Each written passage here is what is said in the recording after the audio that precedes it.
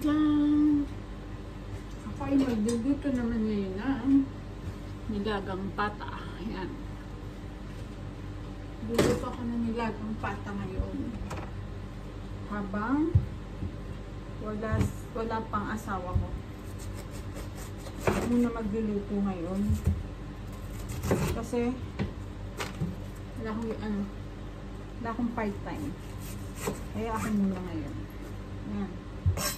Handa ko lang siya.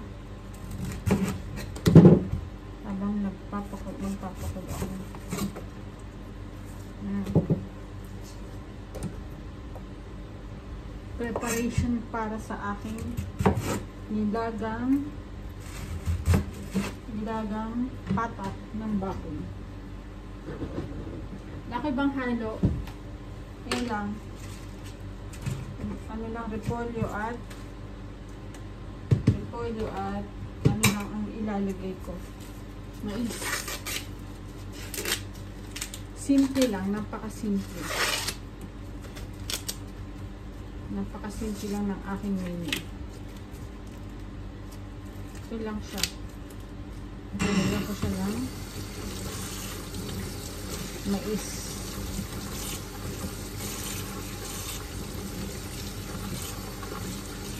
Ayan. Alam mo, araw-araw ko nag-iisip paano kaya papagpatuloy itong vlog ko, paano kaya ako makakapag-concentrate talaga na. Tapos yung pag-i-aid, hindi ko talaga matutunan. Kasabi ko, sipag na lang, tsaga na lang.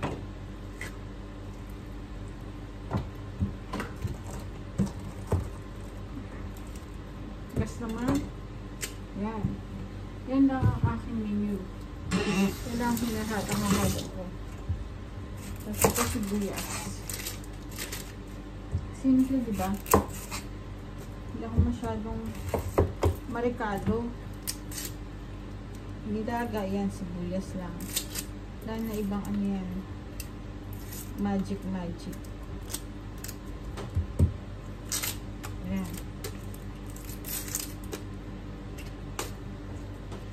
Aga pa dito.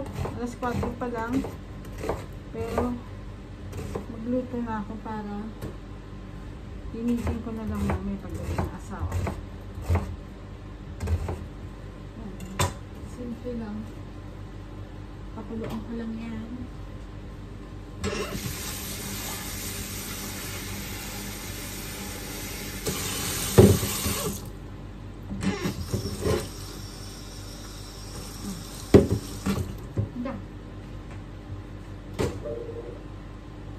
Tapos asin.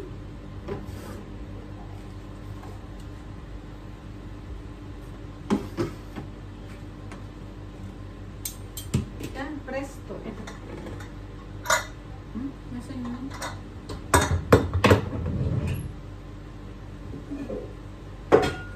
Presto yan. Sa pressure cooker ko lang yan.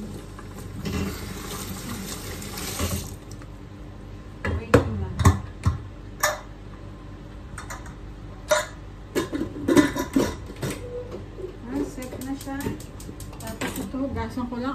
Nilaga. Yan lang ang halo ko. So, habang waiting tayo, yan. Waiting naman ulit. Mamaya ako na siya ulit tutuloy.